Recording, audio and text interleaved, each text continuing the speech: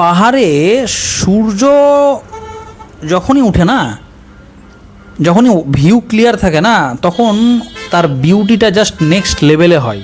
দেখতে পাচ্ছ চা বাগান, পাহাড়, আর এই রকম মেঘগুলো জমে রয়েছে পুরো। একটা জায়গায় গাড়িটা লাগালাম আর ভিউটা এনজয় করছি, অসাধারণ লাগছিল। সকাল থেকে বৃষ্টি হচ্ছিল, একদম বিরক্ত, ভিউ ছিল না, কিছু না, মেঘলা ওয়েদার, কিচ্ছু দেখতে পাচ্ছিলাম না, বিরক্ত লাগছিল।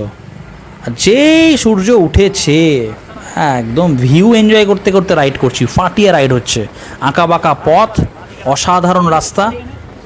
আর জাস্ট বাঁদিকটা দেখো, স্বর্গ, জাস্ট স্বর্গ ছাড়া কোনো অংশের কিচ্ছু কম নেই। আর এই রকম স্বর্গের মতো ভিউ তোমরা যদি পেতে চাও, তোমাদের আসতে হবে কার্শিয়াং ভিউ পয়েন্ট। এখানে দাঁড়িয়ে তোমরা এরকম আঁকা বাঁকা পথ, জিগজ্যাগ রোডের খুব সুন্দর ভিউ পাবে। তার সাথে এই রকম অসাধারণ মেঘ জমে রয়েছে, এই ভিউ তো দারুণ লাগছে।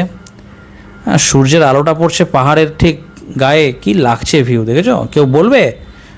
সকাল থেকে বৃষ্টি পাচ্ছিলাম, রেনকোট পরে গাড়ি চালাচ্ছিলাম, ইভেন এখনও আমি রেনকোট পরে রয়েছি। যাই হোক, ফাটিয়ে রাইড হচ্ছে, দারুণ লাগছিল, রাস্তা খুব ভালো। আমরা যখন উপরে উঠেছিলাম তখন কার্শিয়াং হয়ে উঠেছিলাম, কার্শিয়াং হয়েই নামছি, সুভাষ ঘিসিং মার্গ রোড হয়েই নামছি। তবে রাস্তাটা আমরা একটু আগে গিয়ে কেটে যাবে আমাদের রাস্তাটা, আমরা রোহিণী হয়ে শিলিগুড়ি যাব। তো আমরা রোহিণীতে হল্ট করব কিছুক্ষণ, তারপরে আমরা শিলিগুড়ির পথে আবার রওনা দেব।